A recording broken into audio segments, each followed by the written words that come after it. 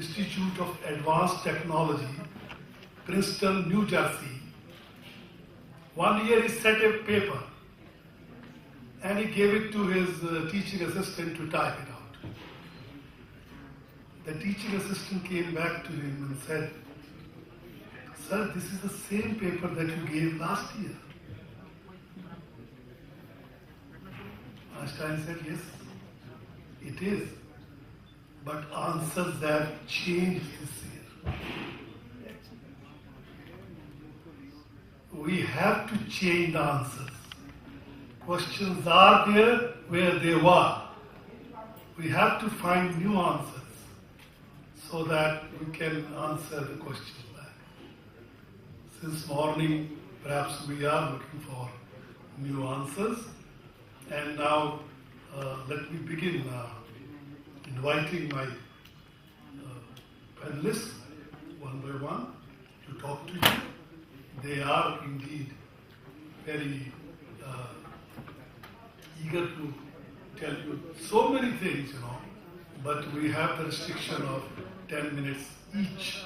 And I'm sure I will not have to interrupt them that your time is over or 2 minutes are left. I first invite Dr. Sriram Sundar Chawla.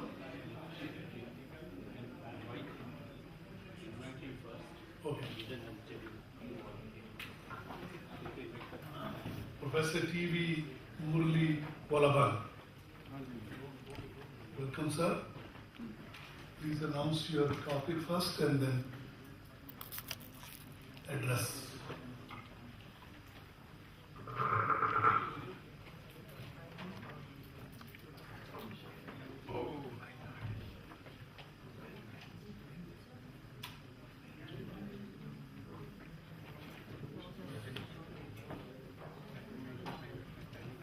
Good evening. From morning onwards, we have been discussing here about peace. I'm sure that, but for the soldiers on the border side, with arms and ammunition, we would not have been here able to sit peacefully. But for the policemen in the street wielding lathis and sometimes using their rifles, we would not have been free and we would not have been peaceful. Peace is quite often maintained with weapons. That is the contradiction. Sir. And now also we are not exempted from that contradiction. It's going on. There is an institute, many of you may know it, the Stockholm International Peace Research Institute. They have published their report recently. The 2014 peace report has come. It is said that the world is becoming less peaceful every year since 2008. I am speaking about the ground realities, no theories. This is the research, the result of the research done by the SIPRI in Stockholm. 500 million people live in countries at risk of instability and conflict, and 200 million of them live below poverty line. World military expenditure in 2013 was 1.7 trillion, but the allocation of United Nations for peace missions was only 8.6 billion, and this is only 1/2 of 1% of the world military expenditure. So you just note the difference between the cost of conflict and the amount that we are spending for peace purposes.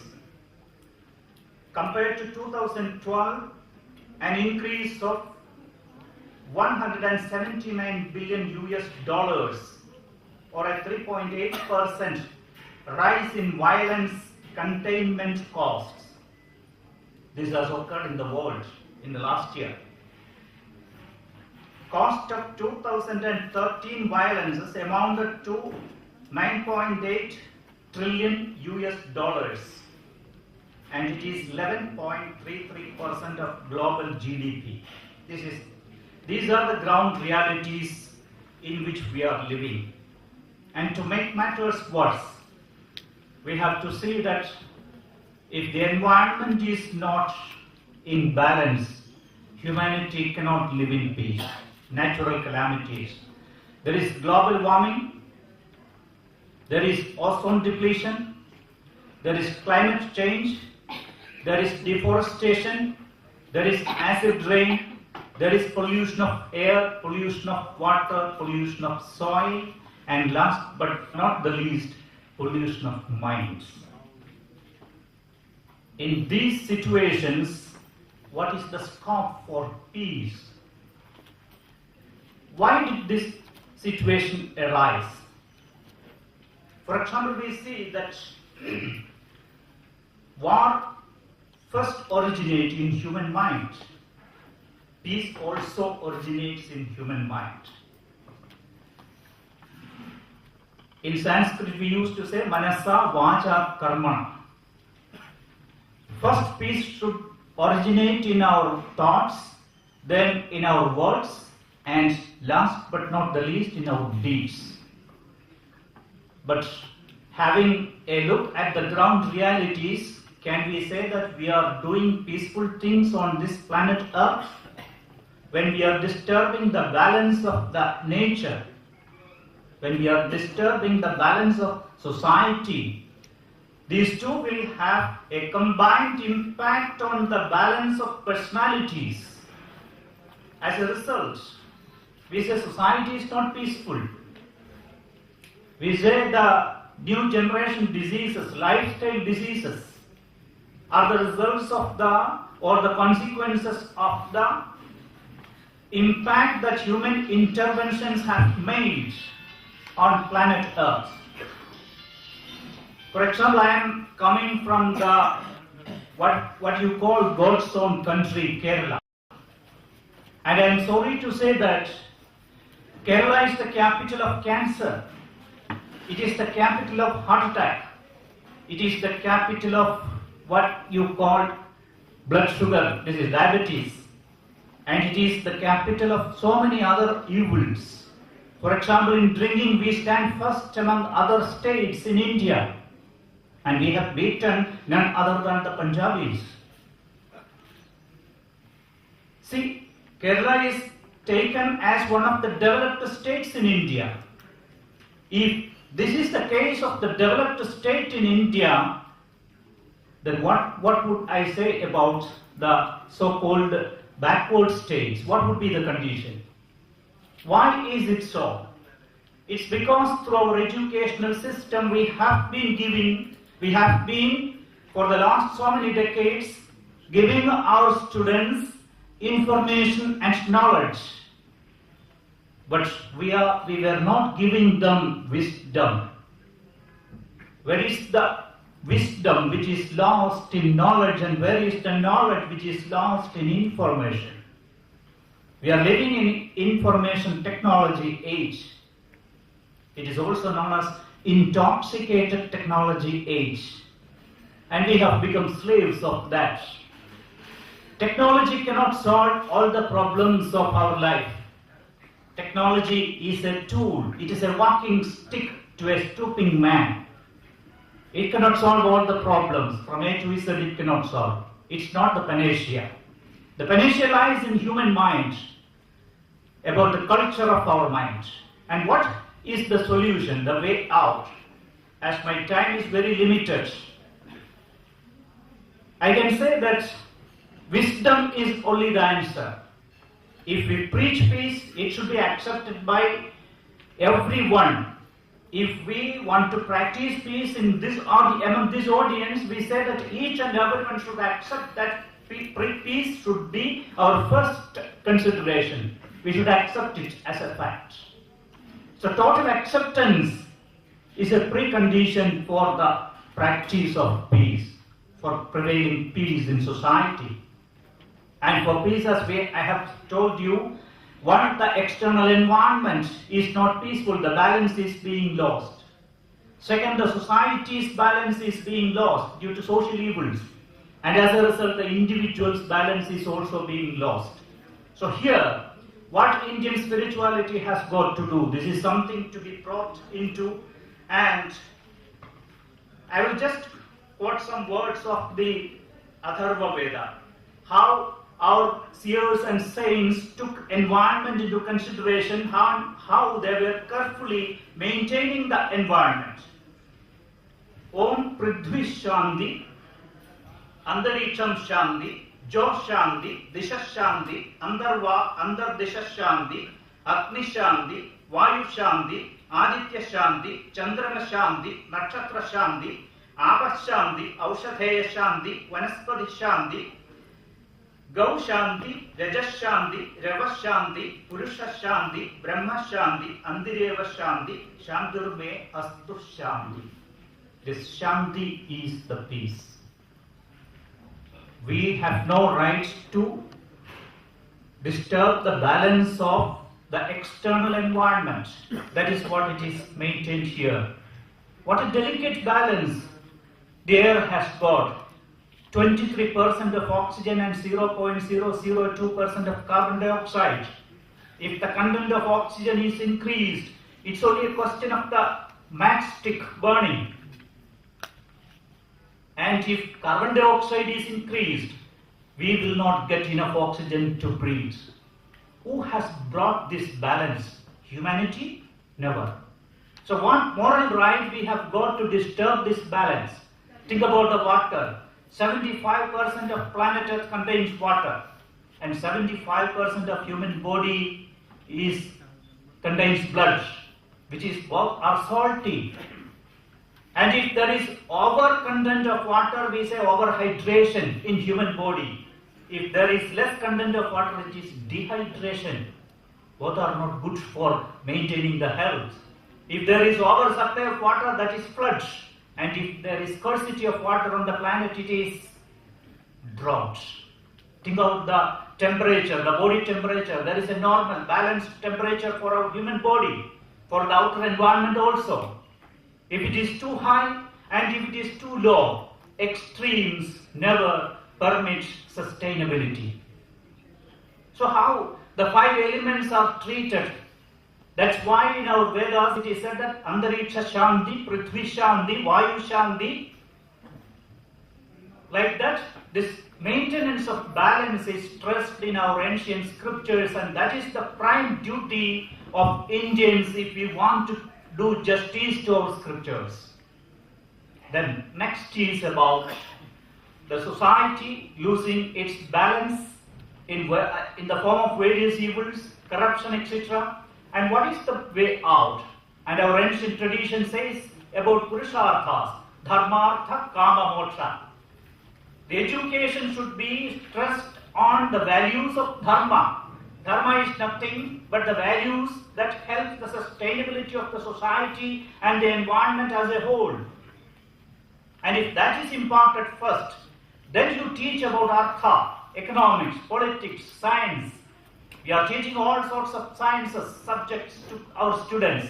Teaching economics, teaching politics, teaching physics, teaching mathematics, but they don't have any connection with the mathematics of life. They don't know how to calculate the emergencies, exigencies of life. They don't know how to face the problems of life.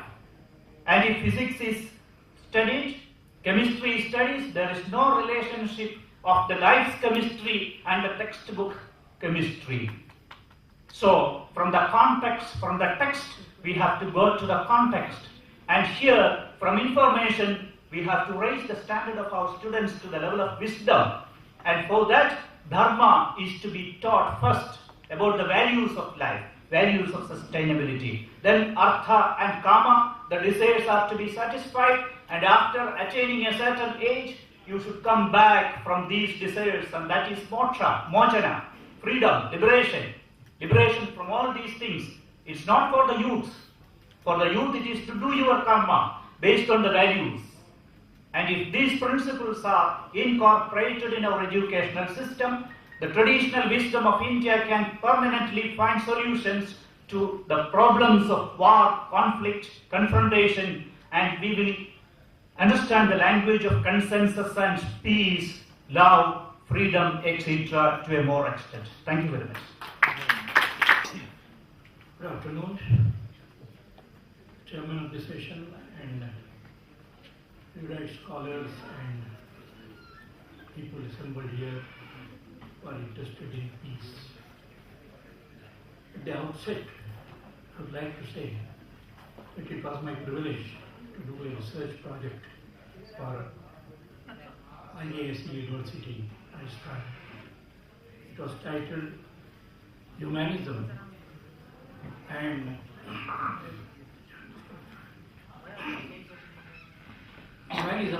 Ancient Indian Dharma. Now, the paper that I am going to present right now is some part of that research work.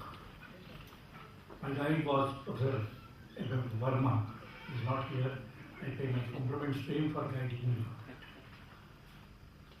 So the title, as I said, is of the paper today is Peace and Service to Humanity, India's Spiritual Vision. Sir. In common parlance, peace is understood as negation of violence, strife, war, or any sort of mental tension. But in positive terms, it is serenity, equanimity, wholesomeness, and feelings like contentment, or even you can call it ecstasy. Indian spiritual tradition relates peace to the latter category. In Bhagavad Gita, chapter 2, verse 63, Lord Krishna says, Ashantasya kutam sukham. Without peace there can be no happiness. That is the spiritual vision of peace. Such a state is perfected by the seeker when he attains serenity by controlling his self and keeping away from the sense objects of desire. But that does not mean that one has to abandon active life altogether. No one can do that since the man is a social entity. He cannot live completely by himself and has to remain involved in whatever keeps going around him. The difference between involvement and attachment is subtle. Gita explains, a perfect man does not get attached to physical world, nor he expects any fruit or favor from the society he serves. Nevertheless, he has to remain active and fulfill his worldly duties. Chapter 3, verse 20, in that Lord Krishna says, one needs to work for loka sangha. That is, you need to relate to people around you and serve them. This is how the two concepts, that is peace and service to humanity, are interrelated as preached by ancient Indian wisdom. It is a puzzle, as pointed out by many scholars and particularly by the hardcore renuncialists, that how come Lord Krishna would preach Arjuna to wage war when the main purport of his teachings in Gita is spiritual refinement of a human being. The answer lies in the context in which the message of Gita was delivered. The stage was already set for the great war, which was termed as Dharma Yuddha. The term used those days for this kind of a war. Gita starts with a pointed reference about the context. Dharma kshetre kurukshetre samaveta yutsava. Thus, there was no way but to pursue the duty as part of dharma. So Lord Krishna's advice to Arjuna is to do his duty faithfully. But mark it, this advice is qualified as it sets rigorous tests for such act. In chapter 2, verse 38 of Gita, Krishna qualifies that. Sukha dukkhe samam kirtva labha labhe jaya jayav. If it is Dharma Yuddha, you have to prepare yourself first spiritually for that ordeal. You will have to be in the state of perfect equanimity in both victory or defeat, pleasure or pain, gain or loss. Then only it qualifies to be Dharma Yuddha, the war for upholding righteousness. It is significant that Gita is part of the epic story of Mahabharata. in which its author Vedavyasa is basically narrating the catastrophic consequences of a family feud between Kauravas and Pandavas. It was Vyasa's great wisdom that he turns the battlefield of Kurukshetra into Dharmakshetra for a discourse on the law of righteousness. Later in Udyog Parva and Shanti Parva Mahabharata, the ultimate message that comes through is that war should be avoided at all costs, as neither of the two sides come victorious out of that. The enmities and egos, though subdued, remain, and they surface with slight provocation, as could be seen in the killing of Draupadi's sons by Ashwatthama, the surviving warrior from Kaurava side. So the ultimate message of Gita is fire of animosity cannot be extinguished by war. Number two, hatred and violence are the negation of one's self. And number three, finally, anger is the root cause of all conflicts, and violence is not at physical level alone. It generates in the thought process, and the first casualty is peace of mind. Another important message that comes out of Gita is the importance of activism in life. Lokmanya Tilak, in his monumental work Gita Rahasya, has vehemently argued that the focal point of Gita's teachings is Karma Yoga, that is the pursuit of action, which is rooted in rationality of reason and equanimity, through which the seeker relates himself to others. In the 6th chapter, Gita explains this. Sarva bhutastha atmanam, sarva bhutani atmanam. Right, I'll finish. It means that no one sees himself in all created things, and the vice versa is the real karma yoga. Gita's concept of Lokasangra referred to me earlier is also rooted in the state of equanimity that connects the individual with his surroundings. The Vedantic vision of Vasudhaiva Kutumbakam, world is one family, is the projection of that feeling of equanimity only. Ancient Indian wisdom has delved deeper into the philosophy of work related to the service of humanity. The scriptures present an integral view of the human nature as conceived in the spiritual vision. Dharma manifests that vision through its deeds. It preaches harmonious interpersonal relationship for unity of the mankind. Rigveda, through its mantra, emphasizes upon the importance of developing common ideas. Sangachadvam, Samvadadvam, Samvo Manansi Janatam, Samaneva Akuti Samanandayaya. Common be the wishes of your hearts, so there may be union amongst you. Atharvaveda, in its mantra, echoes the same wish. Sadhridayam Saumanasyam Adviresham Pronotiva. O mankind, I, the ordainer of unity and uniformity of nature, appoint you to have accordance in your hearts, unanimity in your minds, and immunity from hatred and aversion. You ought to love one another just as a cow loves her newborn calf. Another mantra from Atharva Veda calls for creation of common bond of life through unity of objectives and concord in minds and hearts of everybody, so that peace is there on earth. This mantra runs Samaniva Akuti. According to ancient Indian wisdom, man is not fully conscious of his divine nature, and that is the measure of his study. It is spirituality which is capable of providing lasting hope and cheer to life. Swami Vivekananda often quoted the following verse from Svetashvatara Upanishad, Shrimantu Shvet Anandasya Putra. O children of immortal bliss, listen. I have realized the infinite dimension of human personality, affluent like sun, beyond ignorance and dilution.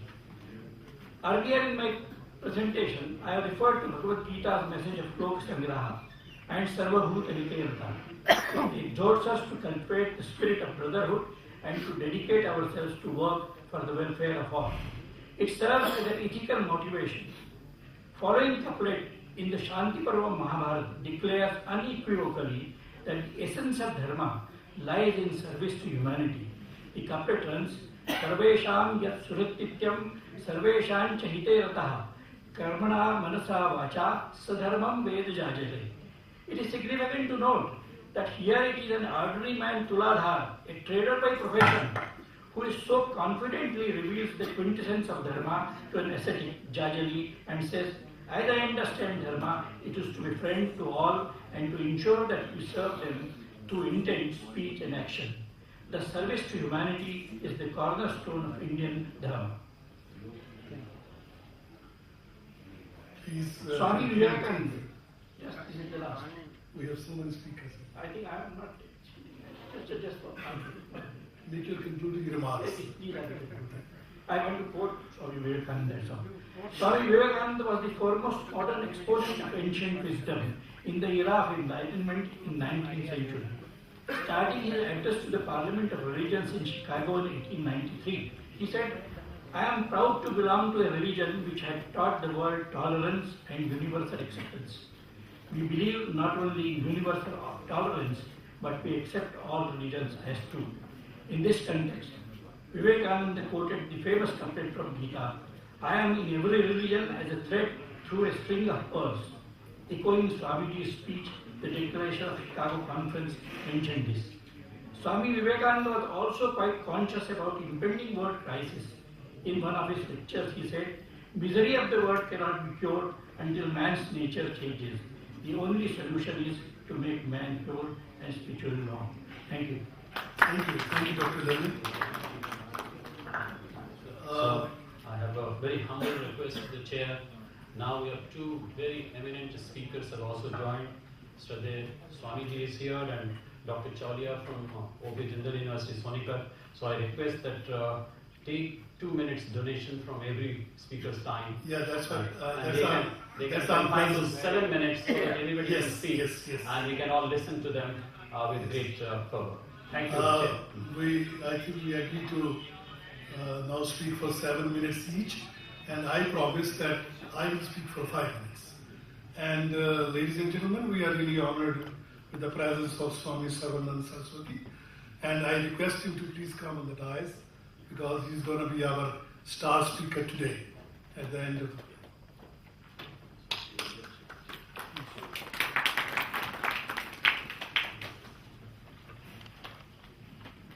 Now I request Ms. Kusum Ban Patel to please come.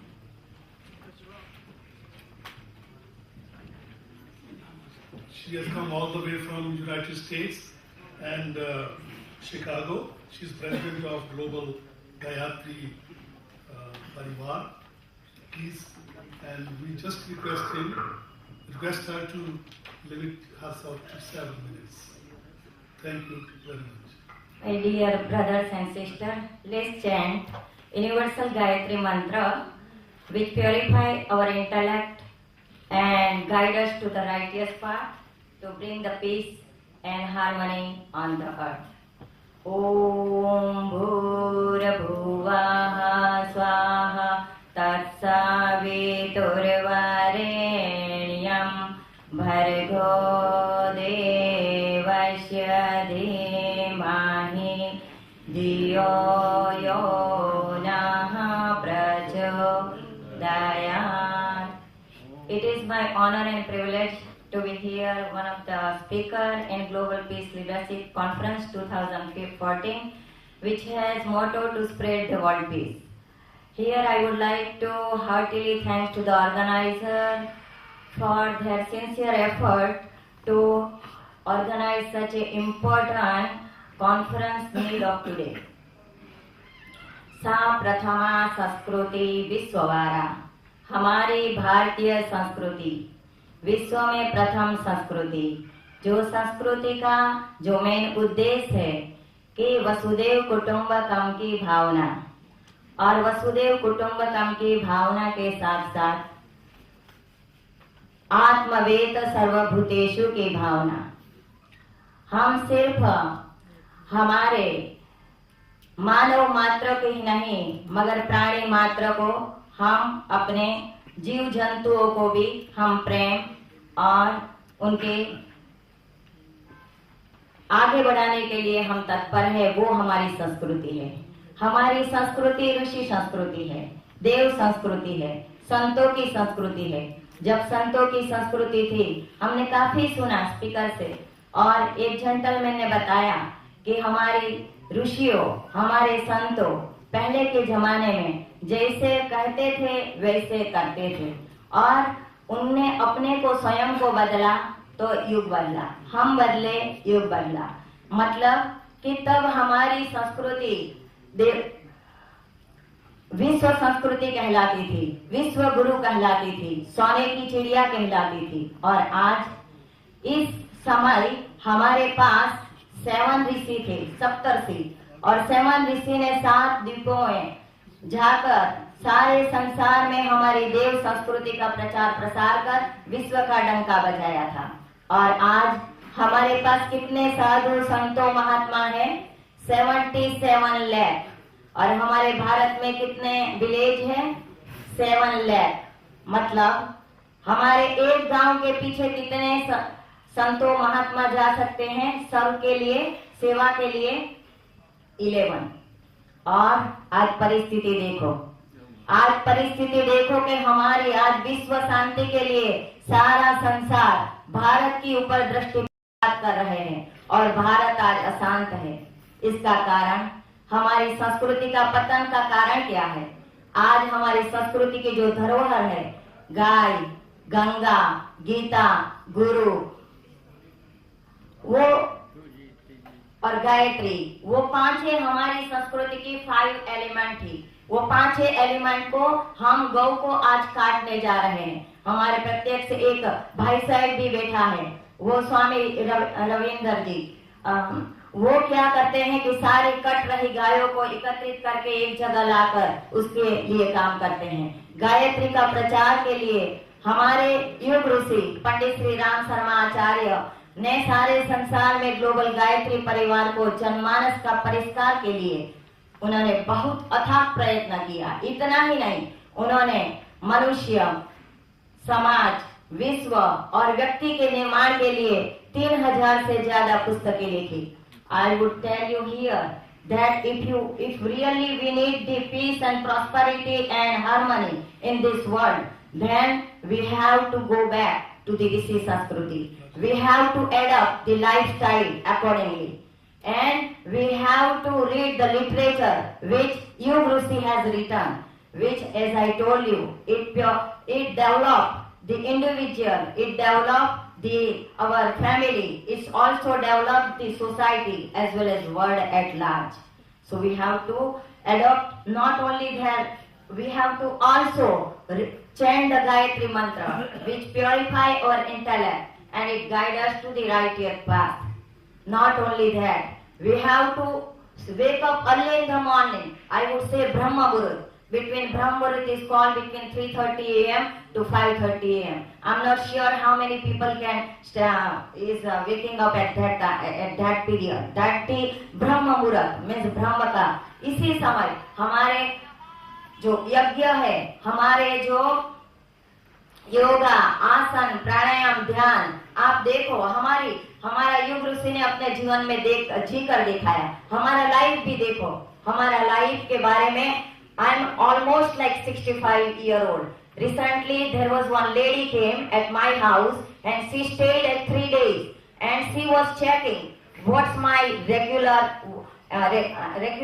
what's I doing. So she was actually observing each and every moment. She stayed in my house and then she wrote one of the book that exceptional women in the exceptional Asian woman in the United States. And she wrote 9 pages about me, the spirit of the wisdom, about spirit of the spirituality. And she wrote in the one sentence I would say that she said that Dr. Kusum Patel has the stamina and the work stamina is 10 teenager. How that came and why that came? I'm not actually telling something about me, but I would tell you that if you use the lifestyle of the Rishi, मैं गृहस्थ में तपोवन का जीवन जीती हूँ। Last 24 year से हमारा जीवन को कोई भी किसी भी एंगल से देखे तो सबको वही मालूम होगा कि हमारी संस्कृति, भारतीय संस्कृति को, देव संस्कृति को विश्व गुरु बनाना है तो कैसे बनाए? हमें अपना व्यक्ति का निर्माण करना है। We have to develop our self, है ना? सो आई वुड से कि हमें हमारी संस्कृति के लाने के लिए हमें वेद का अपने जीवन में लाना है। हमें गुरु को, मीन्स गुरु परंपरा, जो गुरुकुल की परंपरा के मुताबिक हमें अपनी संस्कृति को हमने शिक्षा पद्धति बनानी है। हमें जो चारों वेद के साथ साथ हमारी संस्कृति में जो ऋषियों ने अपने जीवन जिया, इसी मुताबिक हमें अपने जीवन को जीना है ना? जो ऐसी तरह से हम करेंगे तो हम आपको आश्वस्त नहीं, निश्चिंत कहेंगे। और हमारा स्पेशली हमारे अंदर डॉक्टर पाठक जी ने बताया कि यूनिवर्सल कोड ऑफ कंडक्ट होना चाहिए। तो universal code of conduct we can get as a समझदारी, ईमानदारी, जिम्मेदारी एंड बहादुरी। There is a nothing fifth of the universal conduct, है ना? इसमें जो हम करेंगे तो हमारे मनुष्य में देवत्व आएगा और धरती पर स्वर्ग, तो शांति शांति शांति सब जगह रह सकता है ना? हम क्या कहने जा रहे हैं? हम वो बताने जा रहे हैं कि साहिब ने क्या कहा था कि नजरें बदले तो नजारा बदलेगा, किश्ती ने बदला रूप तो किनारा बदलेगा। अर्थात अभी सबसे ज्यादा क्राइसिस है तो थॉट ऑफ क्राइसिस। हमारे अंदर विचार है मगर विचार में विकृति आ गई है, अर्थात हमारे आस्था संकट है। इसीलिए हमारे खान पान में खाने के अंदर से सिर्फ हमारा शरीर, बॉडी, मांस, मज्जा ही नहीं बनता, मगर हमारा चिंतन, हमारा चरित्र, हमारा व्यवहार और हमारी भाव संवेदना भी बनती है। और गान के ऊपर आज प्रीवियसली हमें क्या सुनते थे? हाइम, संस्कृत हाइम सुनते थे कि सर्वे भवन्तु सुखिनः, सर्वे सन्तु निरामया, सर्वे भद्राणि पश्यन्तु, मा कश्चित् दुःख आप्नुयात्। अर्थात राइट नाउ क्या हो रहा है कि कि हम आज सारे संसार में पश्चिमी संस्कृति और जो भांगड़ा और क्या कहते हैं जो सुनना नहीं चाहिए, ऐसे गीत हम सुन रहे हैं, ऐसे हमारे विचारों में विकृति आ रही है। हम क्या कहने चाहते थे? हम वही बताना चाहते थे कि जो हम अपने जीवन में शांति लाना चाहिए तो हमें एक ही काम करेंगे कि हम गुरु परंपरा के मुताबिक और ऋषि परंपरा के मुताबिक और हमारी देव संस्कृति की परंपरा के मुताबिक हमें जीवन यापन करना है। जो भी हमें गाय को बचाना है, गायत्री को बचाना है, गंगा की सफाई के पहले हमें अपनी मन की सफाई करना है, और मन की सफाई गायत्री मंत्र के बिना कभी नहीं हो सकती। ओम शांति। धन्यवाद। Thank you very much. I know personally that you are doing great job abroad by spreading yoga and Vedas, and people are indeed fascinated. Our next speaker is our neighbor, Nepal, from our neighbor Nepal, Kumari Gurgun, peace building team leader of Nepal. And I remember I was in Smoky Mountains, North Carolina, 2 years back.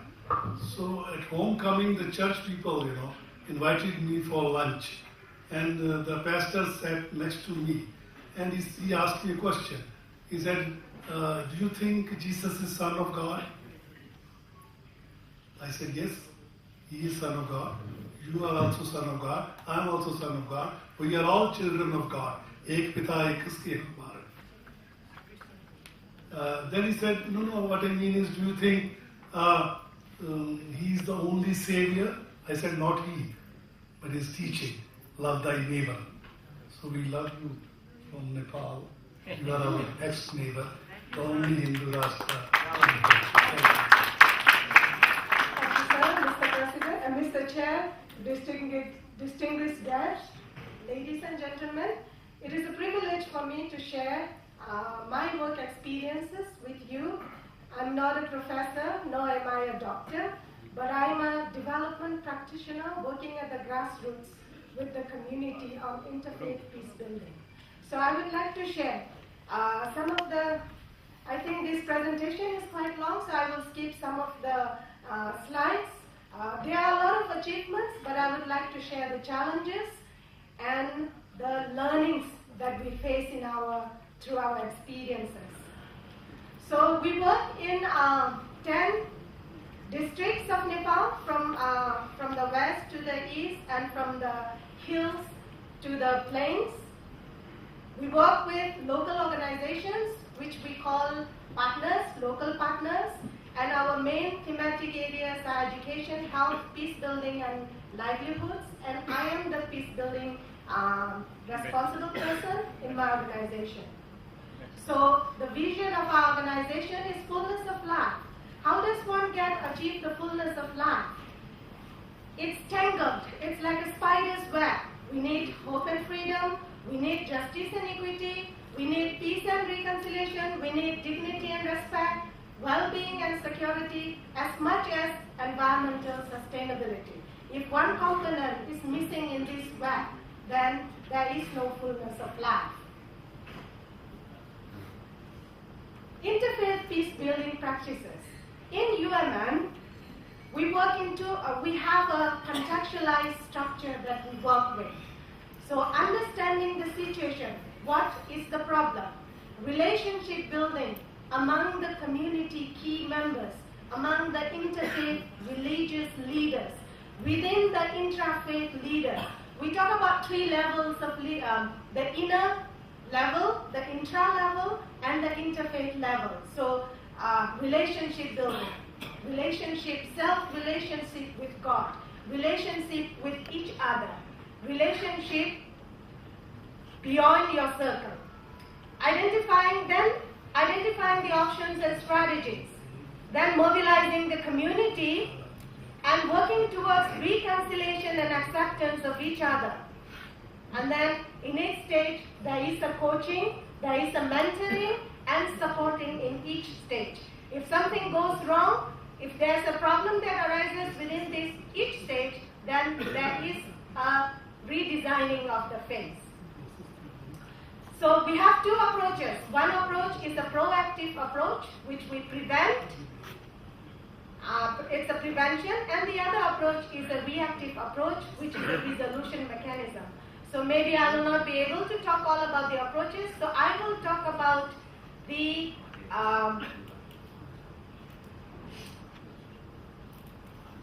reactive approach or the resolution approach. So we started this work in 2007 in one of the BDCs within 4 religious communities, 4 religious leaders. Those were the major people living in that area, and it's in Kapil Bastur. So before our intervention, communities were divided in terms of geography, in terms of religion, in terms of the political ideology. There were no or less women participants in public and social spheres. There was high political influence and interest, and there were series of violence that happened. We learned this morning that religion itself is not a divider. Politics and other entities use religion as a divider. So this is exactly what happened. Not only religion, but in terms of geography. The people who live in the hills and the people who live in the plains, and also their ethnicity. So our key interventions were reaching the unreached community, targeting the key faith leaders. When you see faith leaders coming together in a place, eating together, rejoicing together, speaking, respecting one another, that is a big symbol for the local community out there. It's the religious leaders who can make a big difference with the community people. Building the capacity of the religious leaders. Maybe it is not their comfort zone. They need capacity to come out of their comfort zone and see the other person from his side, from her side, to understand his or her problem from his or her side. And then learning, understanding, and being engaged in the community together with the others who are so different from you. I'll tell you the story. In 2007, there was a vicious riot. A leader was killed. That leader happens to be a Muslim leader happens to be one of the political ideology leader, and when he was killed, his whole community raised or revenge or revolted against the other community. 19 people were killed, 300 homes destroyed, 1,200 residents displaced, schools and places of worship damaged and destroyed. This is one of the pictures when we went there to assess the situation. What do you do when you see violence in front of your own eyes? What is your responsibility? We heard this morning. It is from self that we start. How do we really start? The first and foremost strategy is to understand the problem. So we went there to explore the problem, to understand what the situation was really. And we found a lot of things, but one major component that we identified during that period was, during the conflict, a majority of the relief, a majority of the support was given to one party of the conflict. The other party was neglected or ignored. So even with development organizations, even with peace building programs, if you are not aware of whom you are talking to, if you are not aware of the situation, which however heart and desire you have, you may be increasing the conflict, increasing the tension in the name of peace building. So this is exactly, when we went there, this was these people living in the plains. Myself and my colleague, we are the people living in the hills.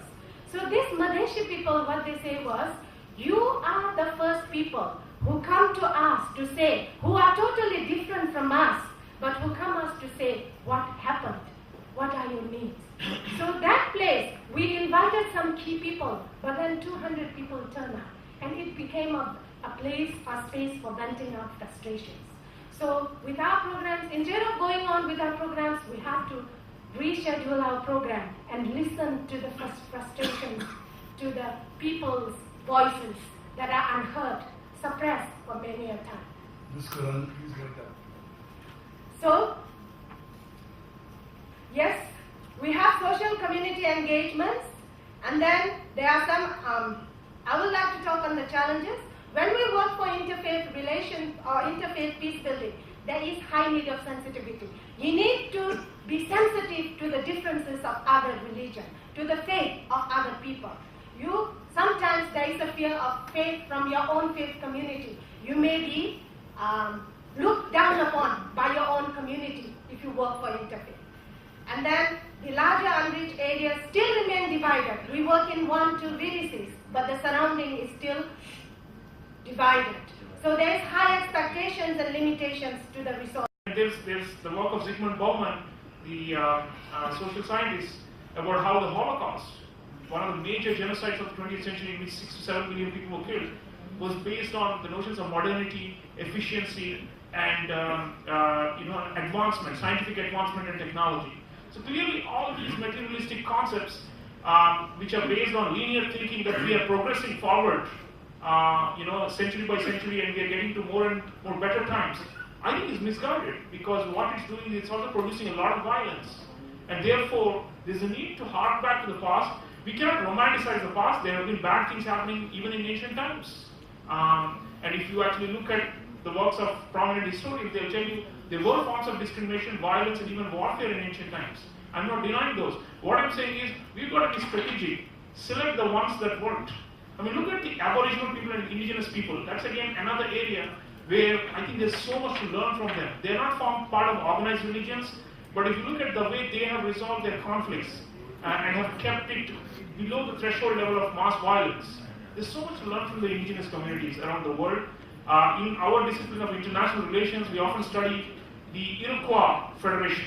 The Iroquois were medieval native people of what is today called America, before Columbus discovered it. And the Iroquois were consistently at war with each other for nearly 500 years. And then they struck an amazing peace that has since held. So long before the Germans and the French stopped killing each other, and I do hope that we and the Pakistanis will stop killing each other sometime soon, long before all our contemporary nation-state constructs, the Aboriginal or the indigenous people, or what in India we call the tribal communities, had also devised innovative means to end war, and to keep the peace. And these are all techniques that are not understood. We often have a condescending approach to the past because of this assault of modernity. We believe that we are more advanced, we are more progressive than our forebears. But the fact is that we have regressed, especially in our ability to crush, oppress, and impose our will upon others using force. So I think the seed of nonviolence in many ways exists in the minds of the great gurus and thinkers of the past as well as the present. And I do hope that these kind of events will shine a path for all of us to follow by unlearning some of our received wisdom. When I did peacekeeping, Mr. Rajiv Vora, who was then with the Gandhi Peace Foundation, told me, you have a lot of bookish knowledge, but you need to unlearn some of it and come back to experience. Because a lot of us are based on received knowledge, but rather than wisdom, right? But the ancient tradition is based on wisdom, which is not based on learning through rote or memorization. It is through experience. So I think the experience of nonviolence and of a more peaceful world will come by going back to how our forefathers and foremothers did it, and to take back some of that tradition selectively and put it to strategic use for the 21st century. Thank you very much. Thank you, Dr. Cholia, for an excellent discourse on borrowed knowledge. I like that. Borrowed knowledge of no use. My paper, I have a dozen pages in, but I'm going to take only 2 minutes. My paper was on wandering people and golden land. 35 out of the 100 people these days are not living in the country in which they were born. He who knows one knows none, says Max Muller. I have been on transit to Germany dozen times, and every time I see a German or meet him or her, I ask about Max Muller. They look blankly at me. Who's that Max Muller? I told them that we have a road named after Max Muller. Once you go out of the India Heritage Center, on the right side, we have Max Muller Road. And we have bhavans named after Max Muller, called Max Muller Bhavans, where German is taught. Max Muller was born in Germany. He left Germany, accepted the British citizenship, and was a great professor of Sanskrit. He wrote 50 volumes. Nobody else has ever done that on Vedas and Indian philosophy. He wanted to have the chair of Sanskrit in Oxford University, but he was given the chair of Indian philosophy instead. But Max Muller Bhavan's dictum, I quote, is always, please remember that culture is to respect others' point of view. That's what Max Muller said. Later on, Queen Victoria appointed him as one of the advisors on Indian affairs. Max Muller Bhavan never visited India, but he was a rare scholar of Sanskrit and Vedas. This is called multiculturalism and globalization. This is the excellent example of multiculturalism and globalization. This was my paper. This is what I wanted to talk about, but I don't have time. I'll just read to you my one paragraph last about one Grand Sardar who died this year at the age of 99, Sardar Khushwant Singh. I just read one paragraph to you about Khushwant Singh and his work. This is what I tell. I live here in India for 6 months and abroad for 6 months. I spend my summer here and winters here. Finally, I recall a character in Khushwant Singh's novel, I Shall Not Hear the Nightingale.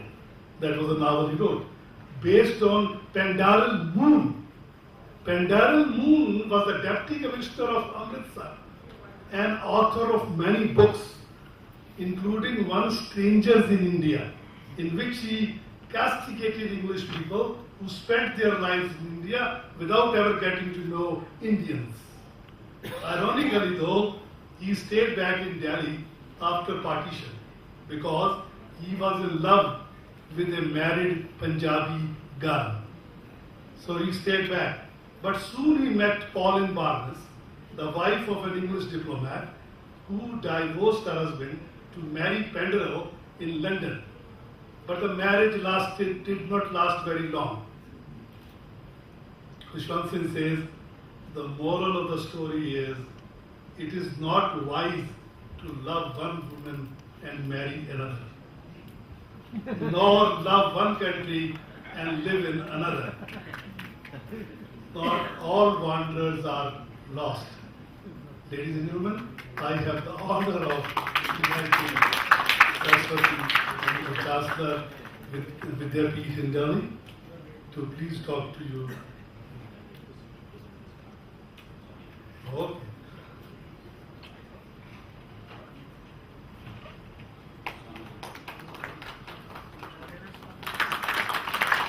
Thank you, Swami, for coming. And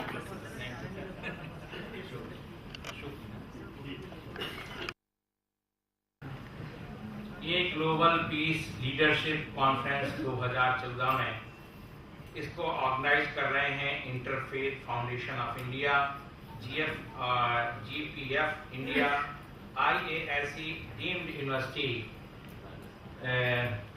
सरदार शहर राजस्थान, जहाँ के dean Pathak ji बैठे हुए हैं। मैं बदन वर्मा जी का स्वास्थ्य ठीक न होने के कारण वो चले गए हैं, उनको भी स्मरण करता हूँ। प्रोफेसर तेजेंद्र सिंह ने बड़े पेशेंस के साथ वक्ताओं को सुना और उनको थप थप करते हुए चले। तो हमारा बहुत आदरणीय जो बैठे हैं मंच पर, उन सबको मैं अगर नाम लूंगा तो बहुत समय सबका मैं सम्मान करता हूँ, नमस्कार करता हूँ। सभी पढ़े लिखे प्रोफेसर हैं। अब डॉक्टर थॉमस, हमारे जो लोग इस पे इंटरफेथ में काम कर रहे हैं, डॉक्टर थॉमस हाथ उठा दें जरा सा, मेरे साथ हैं चर्च के, और डॉक्टर मालेकर साहब, ये बहुत अभी हम लोगों ने मानेसर में कैंप किया, गांव पर कैंप किया। और इसके बाद डॉक्टर सुरेंद्र पाठक जो कि डीन है सोशल साइंसेज के IISc के यूनिवर्सिटी ऑफ सरदार शहर के। फिर डॉक्टर राजेंद्र गुप्ता, ये हाथ उठा रहे हैं, ये आयुर्वेद का बहुत अनुसंधान करते रहते हैं, कई तरह का ऑर्गेनिक और कई चीजों का इन्होंने प्रमोशन किया, ऐसे राजेंद्र गुप्ता। और इसके बाद है डॉक्टर अशोक अल्कॉन के प्रिंसिपल अशोक जी, और इंडिया हैबिटेट सेंटर के वाइस प्रेसिडेंट राजेश अग्रवाल, और यहाँ पर ग्लोबल पीस फाउंडेशन के डॉक्टर सुभाष चंद्रा। और ओल्ड एज, हम वो गुप्ता जी का पूरा नाम नहीं जानते हैं, ये गुप्ता जी डॉक्टर गिरीश गुप्ता आगरा को बिलोंग करते हैं। Old age home, old age foundation को ये 40 साल से चला रहे हैं, बहुत अच्छा काम कर रहे हैं। इतना, और इस तरह से अब मैं आपसे कहना चाहता हूं, टॉपिक है ग्लोबल पीस लीडरशिप कॉन्फ्रेंस। विश्व में शांति चाहिए, और इस शांति की पुकार कौन कर रहा है? न पशु कर रहा है, न पेड़ कर रहा है, न धरती कर रही है, न नदियां कर रही हैं, और न पक्षी कर रहे हैं। कौन कर रहा है? कौन कर रहा है? आप जवाब दें जरा, कौन कर रहा है? मनुष्य। और इसने ही अशांति पैदा की है। जो शांति की बात कर रहा है वही अशांति कर रहा है। आप देखिए, पहले आग लगाइए, फिर उसको बुझाने का काम करिए, फिर आप दमकल को बुलाइए। अगर हम लोग विश्व की पीस को चाहते हैं तो love and each other, respect and each other. अगर हम एक दूसरे का आदर करें, एक दूसरे को प्यार करें, और आज ये किसी जनरेशन की बात नहीं है, किसी बाउंड्री की बात नहीं है, किसी धर्म की बात नहीं है। यहाँ जो हमारे बड़े बड़े मनीषी बुद्धिजीवी हमारे गीता को, वेद को एक कोट कर रहे थे, ये एक प्रैक्टिकल प्रयोगशाला है कि विश्व को शांति चाहिए। शांति कहां से मिलेगी? वेद के पाठ से। शांति कहां से मिलेगी? आपके आचरण से। आपका पड़ोसी के साथ आपके राम राम है क्या? आपके घर में माता पिता हैं, उनके प्रति आपका आदर है क्या? आपके घर में बच्चे हैं, उनके प्रति आपका आदर भाव है क्या? आप उनको समय दे रहे हैं? जब आप घर नहीं शांत कर पा रहे हैं, जब आप पड़ोस शांत नहीं कर पा रहे हैं, जब आप मोहल्ला शांत नहीं कर पा रहे हैं, विश्व शांति की बात कर रहे हैं आप, तो बातों से कुछ नहीं होगा। अब आपको प्रयोगात्मक उतरना होगा, क्योंकि कबीर कहते हैं प्रेम न पापी उपजे, प्रेम न हाट बिकाए, और राजा प्रजा जही रुचे शीस दे। आप प्रेम में आ जाइए, और प्रेम का पहलू और आपके अगर मुस्कान है तो हर आदमी को आपको आदर करेगा। उसके लिए एक सूफी फकीर कहता है, भारत में फकीरी जानते ना, फकीरी भारत में ही हुई है। भारत में कभी किसी को गुमराह नहीं किया।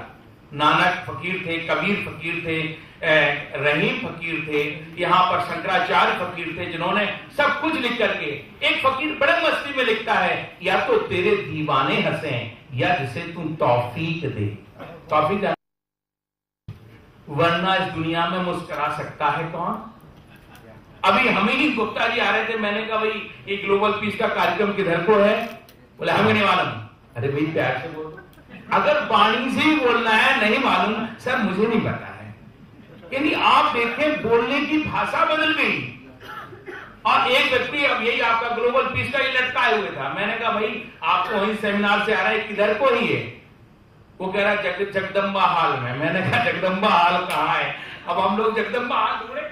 आप देखें इतना बड़ा सुबह से सेमिनार चल रहा, लाइट लैंप चली, सब कुछ हुआ, आपका ये लोगो भी लटकाए, आदमी उसको हम वो हाल को ही पता नहीं है। तो जीवन में हम ऐसे घूम रहे हैं कि हम विश्व में शांति की बातें करते घूम रहे हैं। यूनाइटेड नेशन में कितना खर्च होता है, हम वहां भी जाते हैं, हमारे ऐसे मित्र लोग यहाँ बैठे हैं बड़े बाहर से भी, लेकिन हम शांति की बात करके कभी गांव मोहल्ले झुग्गी झोपड़ी, और अभी हमारी बहन ने बीकानेर, जानते बिल्कुल बीकानेर का लंबा कद होता है, प्रोफेसर मनीषा ने बहुत महिलाओं की बहुत बड़ी अच्छी बात की, लेकिन महिलाओं पर बात हो रही, दिनों दिन अत्याचार हो रहा है। तो हर चीज को बातों से सॉल्व नहीं किया जाएगा, अगर आप अपने जीवन में प्रयोगात्मक इसको उतार लें तो बहुत अच्छा होगा। इतना कहते हुए समय की मर्यादा के अनुसार आप सबका धन्यवाद करता हूं। जो यहाँ पर आए हुए लोग हैं उनका भी सम्मान करता हूं, और जिन्होंने ऑर्गेनाइज किया उनका भी सम्मान करता हूं। यही कहूंगा, या तो तेरे दीवाने हंसे या जिसे तू तौफीक दे, वरना इस दुनिया में मुस्कुरा सकता है कौन? तो मुस्कुरा तो दीजिए, आज ग्लोबल पीस के मुस्कुरा दीजिए, मुस्कुरा करके इस सत्र को आज का सत्र हमें आज समापन की ओर जा रहा है। नमस्कार करते हैं, और जिन लोगों ने बड़े पेशेंस के साथ वक्ताओं को सुना उनका भी धन्यवाद करता हूं। ओम शांति शांति शांति। श्रद्धेय डॉक्टर गिरीश गुप्ता जी, श्रद्धेय स्वामी जी को सम्मानित करना चाहते हैं। डॉक्टर गिरीश गुप्ता। गिरीश गुप्ता जी, ओके।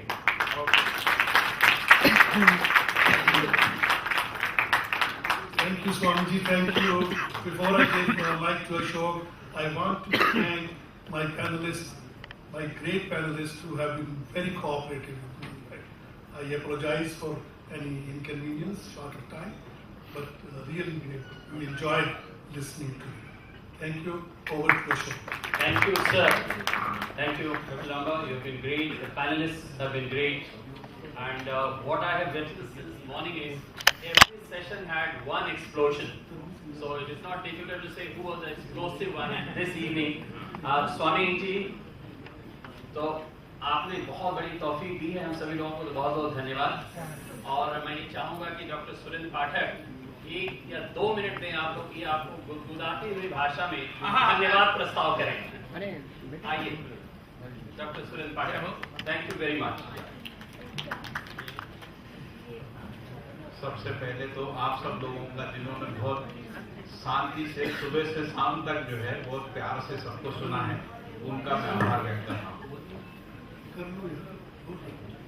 इसके बाद स्वामी जी का यहाँ आज के सत्र के जो चेयरपर्सन है उनका, और जितने पैनलिस्ट हैं सभी का मैं बहुत बहुत आभार व्यक्त करता हूँ। बहुत बहुत धन्यवाद, बहुत बहुत धन्यवाद।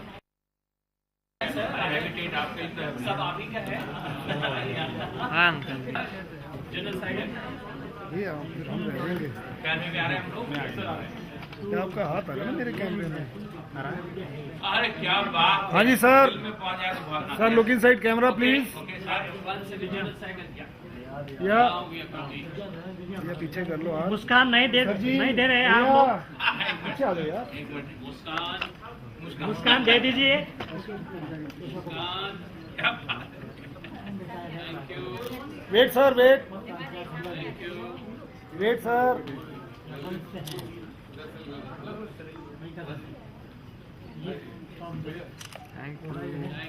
Thank you.